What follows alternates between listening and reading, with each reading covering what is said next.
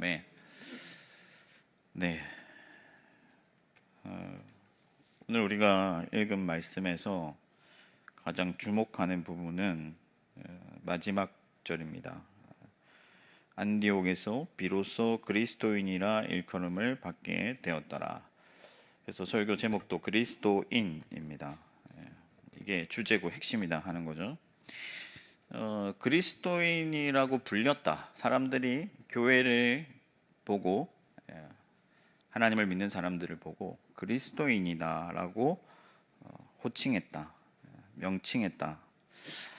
이것이 어떤 의미가 있길래 이 성경을 기록한 이 누가가 이 사실을 기록하고 있을까? 뭔가 기념될 만한 일이기 때문에, 특별하기 때문에 기록을 했을 거란 말이에요. 그 이후로 많은 사람들이 예수 믿는 사람들을 그리스도인이라고 불렀을 건데, 처음으로 그렇게 불리게 된 것에 대해서 기록하고 있다는 것은 그것이 굉장히 의미 있는 일이고 기념될 만한 일이기 때문에 그렇게 기록을 했다 하는 거죠. 이 의미를 이해하려면 우리 조선시대, 그러니까 한국에 복음이 가장 먼저 들어왔을 때를 한번 생각해 보면 좋겠는데, 예전에 복음이 들어오고 사람들이 예수를 믿게 되었을 때 세상 사람들이 예수 믿는 사람들한테 뭐라고 했냐면은 저거 예수쟁이다, 그렇게 얘기를 했단 말이에요. 예수쟁이. 쟁이라는 것은 이제 멋쟁이, 말썽쟁이 할 때처럼 그 사람의 어떤 성향과 정체성을 표현할 수 있는 그런 수사라고 하겠습니다. 혹은 그 사람의 어떤 생계 수단, 그런 것들을 말할 때 쟁이다. 그러니까 도배쟁이다, 그림쟁이다, 이렇게 얘기를 합니다.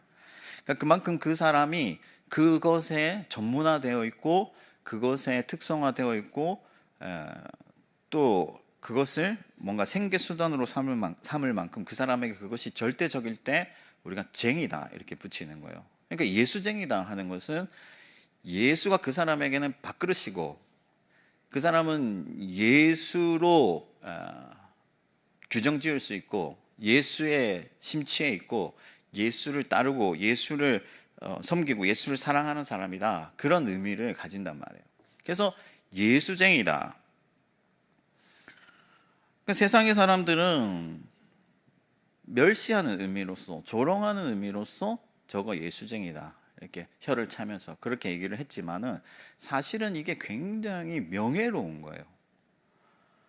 나를 사람들이 표현할 때, 나라는 사람을 규정 지을 때 예수로 규정 지을 수가 있다. 그래서 얼마나 감사한 일이고 얼마나 명예로운 일이고 얼마나 기쁜 일인가 하는 것이죠. 그리스도인으로 부름을 받았다, 그리스도인이라 일컬었다는 것이 바로 그런 의미다 하는 거예요. 예수를 따르는 사람들, 예수에 심취한 사람들, 예수를 주로 섬기는 사람들이라는 의미라 하는 것이죠. 그래서 이 말을 좀 더 구체적으로 상황적으로 설명을 해보면, 안디옥의 사람들이 어느 날 갑자기 혈통과 민족과 또 어떤 그런 학벌과 이런 것들을 다 뛰어넘어서 예수라는 사람을 섬기고 그리스도라는 사람을 섬기고 그리스도를 따르기 시작했는데, 그것이 그 사회에 적지 않은 영향을 미치고, 그래서 세상 사람들이 그들을 우리와 다르게 구분짓고 그들을 그리스도인이라 부르기 시작했다. 그래서 이것은 어떤 의미냐면 예수 그리스도를 따르는 새로운 인류가, 새로운 인종이 생겨난 것을 의미하는 거예요. 그러니까 단지 그냥 유대인, 헬라인 이런 것들을 다 초월해서 그리스도로 정체성을 설명할 수 있는 새로운 인류가 출현한 것이다. 그러니까 이것이 기념할 만한 일이다 하는 거예요. 세상에 이러한 인류가 나타났음을 세상 사람들이 공식적으로 인정한 순간이 바로 안디옥에서 일어났다 하는 거죠. 유대인에게만 복음이 전해졌을 때는 유대인 사이의 어떤 분파로 여겨지고 그런 일이 있었지만, 이제 헬라인들에게도 전해지고, 그래서 헬라인들이든 유대인들이든 상관없이 새로운 어떤 그런 예수 그리스도를 따르는 인류가 생겨나기 시작했다. 그리고 그것을 세상이 인정했다. 그러니까 이 성경이 이 구원사에서 기념할 만한 일이라고 여겨서 오늘 이 말씀을 기록했다 하는 겁니다. 근데 오늘날 우리가 살아가는 이 세상 속에서 여러분들에게 사람들이 뭐라고 말을 하느냐? 그럼 우리를 여전히 그런 그리스도를 사랑하는, 그리스도만 따르는, 그리스도를 섬기는, 그리스도의 길을 쫓아가는 그런 새로운 인류로서 우리를 인정하고 있느냐? 사람들이 여러분들에게 뭐라고 말을 하냐면은 예수 신앙한다고 그러면, 예수를 믿는다고 그러면은, 아, 교회 다니세요? 이렇게 얘기를 하는 거예요. 교회 다니세요? 이거는 뭐냐면은 어떤 새로운 인류, 너와 내가 다른 정체성을 가졌다 이렇게 생각하는 게 아니라, 그냥 뭔가 이렇게 뭐 캠핑 좋아하세요? 뭐 캠핑 다니세요? 아, 낚시 좋아하시는군요. 이 정도의 느낌으로, 아, 그런 취미가 있으시군요. 교회 다니시군요. 그런 어떤 너와 내가 어차피 같은 인류지만 부수적인 차이가 있다라고 생각하는 거예요. 그냥 일요일 날 다른 일을 한다. 그러나 여러분, 우리가 이 정도에서 만족해서는 안 된다 하는 것이죠. 우리는 새로운 인류다 하는 거예요. 예수로 거듭났고 예수의 생명을 가졌고 하나님의 나라의 율법을 받아서 그리스도의 법을 따르는 새로운 인류가 바로 우리들이고, 세상에서도 우리를 볼 때 그렇게 규정할 수가 있어야 된다 하는 것이죠. 그러나 오늘 한국교회가 너무나도 그리스도의 길과 멀어졌기 때문에, 예수 그리스도 닮은 모습들을 잃어버렸기 때문에 사람들은 그냥 하나의 어떤 그 종교생활, 다른 종교생활을 한다라는 정도로만 우리를 바라본다 하는 것이죠. 그럼 우리 서울시민교회 모든 성도들은 오늘 이 밤에 우리가 무엇을 사모해야 되느냐? 하나님께서 다시 한번 우리 교회 가운데 안디옥에 일어났던 그 일들이 일어나서 이 지역의 많은 사람들이 우리를 볼 때, 아, 저들이 그리스도인이구나 라고 말할 수 있는 그런 역사를 기대하고 소망하면서 나아가야 된다 하는 것이죠. 그럼 어떻게 해야 되느냐? 가장 먼저 중요한 것은 하나님의 복음이에요. 복음이 우리 가운데 전파되어야 돼요. 복음이 우리 가운데 충만해야 돼요. 하나님의 말씀이 우리의 삶을 장악해야 되고, 하나님의 말씀이 우리 교회 활동의 주류가 되어야 되고, 하나님의 복음이 항상 우리 가운데 충만하게 흘러 넘쳐야 된다 하는 것이죠. 오늘 20절 말씀에 주 예수를 전파하니, 그러니까 복음이 확장되기 시작했다 하는 거고, 26절 말씀에도 바울이 큰 무리를 가르쳤다. 이 가르쳤다는 게 뭘 가르쳤겠어요, 여러분? 하나님의 말씀이죠. 복음이죠. 그래서 하나님의 복음이, 하나님의 말씀이 왕성하게 모든 사람들에게 힘있게 전파될 때 그곳에 믿음으로 거듭난 자들이 나오고, 그 말씀으로 사람들이 변화되고, 그 말씀의 뜻을 따라서 살아가게 될 때 그곳에 그리스도인들이 일어나게 된다 하는 거예요. 여러분, 우리가 예수 그리스도를 닮아갈 수 있는 유일한 길, 그리스도의 나라를 세우고 그리스도를 따라갈 수 있는 유일한 길은 말씀밖에 없다 하는 거죠. 여러분, 세상에서 살아갈 때 세상은 계속해서 우리를 어둠 가운데 잠식시켜 가잖아요. 세상은 악하거든요. 근데 우리 자신을 보면요, 이 악한 세상 속에서 밝은 빛으로 살아가기에는 너무 연약한 거예요. 초라한 거예요. 능력이 없는 거예요. 지금 이 시간에도 사실은 여러분, 우리가 저는 어촌에서 자라가지고요, 그 업한장에 새벽에 나가 보면 생선들이 이렇게 생선을 잡는데 생선들이 파닥파닥 이렇게 막 뛰잖아요. 아시죠? 요즘은 이제 마트에서만 물고기 사시니까 잘 모르실 수도 있을 것 같은데, 그러니까 뭔가 이 자리에 우리가 앉아 있을 때 말씀으로 뭔가 활력이 있어야 된다는 거예요. 하나님의 말씀을 간절히 사모하고 그 말씀 앞에 길을 쫑긋 세우고, 그 말씀이 들려질 때 아멘하고, 그것을 내가 순종하여서 하나님의 복을 받아야지, 하나님의 뜻을 이루어야지, 하나님의 영광을 드러내야지 하는 그런 어떤 생명력을 가지고 우리가 나아가야 된다 하는 것이죠. 그렇지 아니하면 온갖 어떤 거짓된 속임수와 그리고 사상들과 악한 사상들과 어떤 사람들이 만들어낸 의미 없는 신념들이 이렇게 다 혼돈되어 가지고 우리의 가치관을, 우리의 뇌를 계속해서 공격하고 잠식시키고, 우리의 탐욕과 우리의 죄성을 이 세상이 자극하면서 우리를 계속해서 넘어뜨리려고 하는데, 어떻게 우리가 그리스도인으로서 밝은 빛으로서 하나님의 소금으로서 이 땅에서 살아갈 수 있는가? 그것은 오직 말씀의 능력뿐이다 하는 것이죠. 그래서 우리 교회는 온전히 복음에 주력해야 돼요. 말씀이 중심이 되고 말씀이 왕성하여지고 말씀이 주류가 될 때 거기에 역사가 나타나는 거예요. 그래서 여러분, 우리가 제가 이렇게 갑자기 작은 예배 홍보하려고 하는 건 아닙니다. 지금 이렇게 작은 예배도 하면은 피곤하지만 가서 들어야 돼요. 듣다 보면 믿음이 자라나고, 듣다 보면 거기에 생명이 생기고, 듣다 보면 도전이 되고. 근데 피곤하니까 할 수 있는 만큼만 하자 하고 자꾸 말씀을 멀리 하다 보면 거기엔 능력이 없다 하는 거예요. 이 세상은 거대한 파도가 되고 쓰나미가 되어서 우리를 삼키려고 하는데, 여러분, 이 쓰나미가 덮치면요 초토화 되잖아요. 나만 나는 게 없잖아요. 그 쓰나미를 견디려면 하나님의 말씀이 우리를 독수리처럼 낚아채서 그 말씀이 우리를 하늘을 날게 해주셔야 우리가 승리할 수 있다 하는 거죠. 교회뿐만 아닙니다. 여러분, 개인도 마찬가지입니다. 말씀으로 돌아가고 말씀을 사모하고 말씀의 어떤 그 진리를 따라서 생활 속에서 한 가지라도 순종하려고 애쓰고, 그렇게 할 때 거기에 하나님의 생명이 깃들고 빛이 임하는 거예요. 여러분, 성경을 백독을 해도 어디 가서 내가 성경 꽤나 읽었다 하고 어깨 힘주면요 아무것도 아니에요. 하나님의 말씀이 살아계신 그런 생명의 말씀이 될 때 비로소 그 말씀의 능력이 임하는 거거든요. 그러니까 여러분들은 오늘 설교를 들으러 나왔지만, 하나님 말씀을 들으러 나왔고 또 집에서도 성경을 읽겠지만은, 여러분들이 해야 될 작업들은 뭐냐면은 그 말씀이 살아있는 하나님의 말씀이 되는 거야.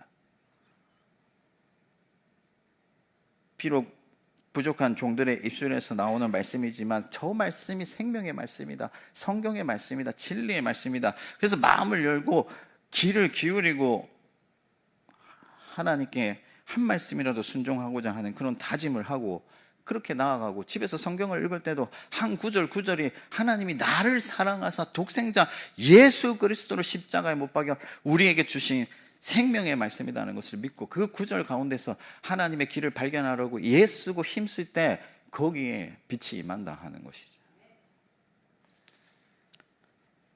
저와 여러분들이 하나님의 말씀을 능력 삼아서 이 땅에서 그리스도를 섬기는 새 인류로 인정받게 되기를 축복합니다.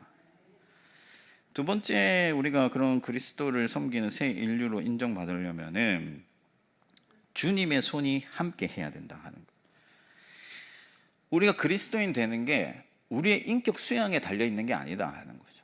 묵상 많이 하고 또 뭔가 이 습관을 고쳐보려고 뭔가 트레이닝하고, 물론 그런 것들도 중요합니다. 해야 됩니다. 그러나 사실 우리가 그리스도인 되는 것은요 전적으로 영적인 일이에요. 우선은 그리스도 안에서 우리가 거듭나야 돼요. 다시 태어나야 돼요. 중생하지 아니하고는 그리스도인 될 자가 아무도 없습니다. 아무리 우리가 도덕적 수양을 하고 윤리적인 삶을 살려고 노력해도 착한 사람, 좋은 사람 될 수 있어도 그리스도인 될 수 없어요. 오직 예수 안에서 거듭나는 자들만이 그리스도인 되는 것이다. 그리고 여러분, 그리스도인 되는 것의 첫 번째 자세 기본이 뭐냐면요 자기 부인이에요. 자기를 부인하는 것입니다. 누구든지 나를 따라오려거든 자기를 부인하고 자기 십자가를 져야 될 것이라고 말씀하셨잖아요. 그러니까 출발선에 자기 부인과 십자가가 있는 거예요. 근데 여러분들 살아가 보면, 여러분들 자신을 보면요 다 아시겠지만 나 자신은 너무 이기적이고 내 것부터 챙기고 그런 존재란 말이에요. 그죠? 지난 시간에 제가 얘기했지만 아이들이 어릴 때 엄마가 맛있는 거 주면 소자는 괜찮습니다, 어머니 먼저 드십시오, 이런 아이들이 없다 하는 거예요. 그냥 자기 위에 넣기 바쁘죠. 그게 인간의 본성이에요.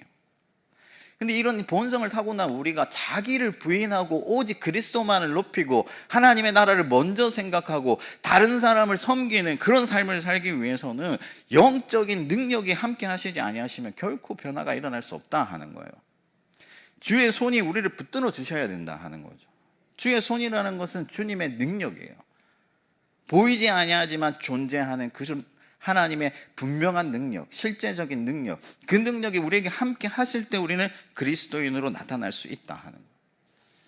이것을 우리가 섭리라고 하는데, 보이지는 않지만 하나님이 붙드시고 하나님이 지도하시고 하나님이 만들어 가시는 그 능력이죠. 근데 우리는 너무나도 쉽게 눈에 보이는 것들을 빠르게 의지하는 그런 습성이 있어요. 그래서 보이지 아니하는 것을 잘 신뢰하지 않습니다. 그러니까 내 힘으로 해보려고 하고 내 지혜로 해보려고 하고 뭔가 프로그램이나 뭔가 어떤 다른 것들을 통해서 만들어 보려고 하는 거예요. 근데 여러분 보십시오. 다윗이 전쟁에 나갔을 때 뭘로 싸웁니까? 방패와 칼로 싸우잖아요. 그죠? 그래서 이것은 실제예요. 현실이에요. 막 칼이 다윗의 목을 향해서 날아든단 말이에요. 근데 이 방패를 들고 칼을 들고 싸워야 되는데 다윗이 실제로 의지한 것은 방패와 칼이 아니었어요. 다윗은 보이지 아니하시는 여호와의 손을 의지했다 하는 거예요. 여호와가 다윗의 방패고 여호와가 다윗의 칼이었다 하는 거죠. 허벌판의 광야에 있더라도 여호와가 다윗의 요새가 되어주시는 거예요. 아멘이십니까? 그래서 여러분들, 우리가 보이지 아니하지만 분명히 존재하고 보다 완전하게 우리를 이끌어주시고 완성해 가시는 그 하나님의 손을 의지하고 하나님의 섭리를 믿고 의지하면서 나아갈 때 우리가 그리스도의 나라를 이룰 수가 있고 세상 사람들이 우리를 향해서 그리스도인이라고 말하는 놀라운 기적이 일어나게 된다는 거예요. 그럼 하나님의 섭리를 의지한다는 게 뭐냐? 가장 먼저는요, 구하는 거예요. 믿기 때문에 구하는 거죠.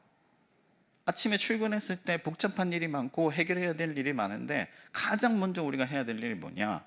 기도하는 거예요. 구하는 거예요. 하나님의 손을 의지하고 하나님의 손이 내 삶에 개입하시도록 그분을 초청하는 거죠. 이것이 섭리를 의지하는 첫 번째 단계다 하는 거죠. 그래서 여러분들 부지런히 자주 확실하게 하나님의 손을 붙들어야 돼요. 그러면요, 보이지 아니하는 하나님의 손이 나를 위해서 열심으로 일하시는 거예요. 여러분, 성경을 우리가 전지적 작가 시점에서 보잖아요. 근데 그 현장에 있는 모세, 다윗, 요셉은요, 지금 세상이 어떻게 돌아가는지 몰라요. 우리는 전체를 보기 때문에 알죠. 요셉이 이제 곧 총리 될 거고 알지만 요셉은 옥에 갇혀 있을 때 총리가 될지 뭐가 될지 모른단 말이에요.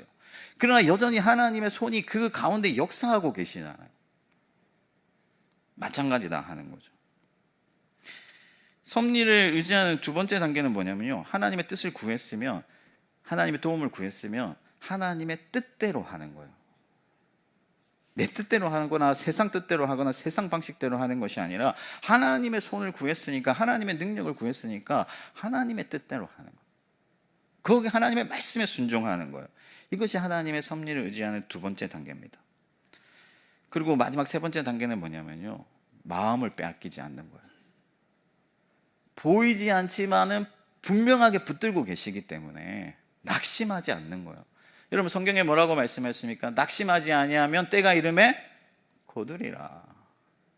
그래서 실망치 아니하고 두려워하지 아니하고 인내하고 견디고 꿋꿋이 하나님께서 명하신 그 명령을 지키고 그 자리를 사수하는 거예요. 그러면 보이지 아니하는 하나님의 섭리가, 그 손길이 여러분들의 삶을 다스리고 우리 교회를 다스리고 결국에는 세상 사람들이 우리를 향해서 저들은 그리스도인이다라고 말하게 된다 하는 것이죠. 할렐루야. 여러분들도 보이지 아니하는 하나님의 섭리를 의지하면서 믿음으로 살아가시고 그리스도인이라 부름받기를 축복합니다. 마지막 세 번째는 뭐냐면은 헌신된 하나님의 사람들이 서로 협력해야 된다. 헌신된 하나님의 사람들이 서로 협력해야 된다. 예루살렘에서 안디옥에 복음이 전해졌다. 예수 믿는 자들이 생겨났다. 그때 바나바라는 이 헌신된 사람을 파송한 거야. 그러니까 헌신된 한 사람이 필요한 거죠. 그리고 바나바는 갔더니 혼자서는 안 되는 거예요. 그래서 바울을 불러낸 거죠. 여러분, 이게 보통 일이 아니에요. 여러분, 바울이라는 사람이 얼마나 많은 위대한 일들을 했는지 우리가 알잖아요. 바울이 유럽을 복음화시키고 결국에 유럽이 전 세계를 복음화시키는데, 바울이 이 무대 중앙으로 나오지 않았다면 이런 일들이 일어날 수가 없잖아요. 그러나 이 헌신된 하나님의 사람이 필요했고, 그래서 바나바가 바울을 불러들었을 때 그런 놀라운 어떤 세계 복음화의 어떤 그 방향이 결정되는 거다. 근데 만약에 생각을 해보십시오, 여러분. 바나바가 없었다, 다윗이 없었다, 바울이 없었다. 그러면 어디서부터 시작하겠어요? 씨앗이 있어야 되잖아요. 그러니까 우리 중에도 누군가는 헌신된 하나님의 사람으로 일어나요. 자기를 드려야 돼요, 하나님께.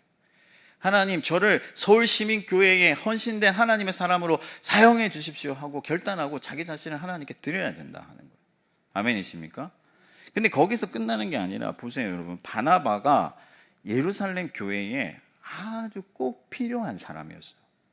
충성된 사람이고 착한 사람이고 다른 사람들을 위로하는 사람이고 좋은 사람이었단 말이에요.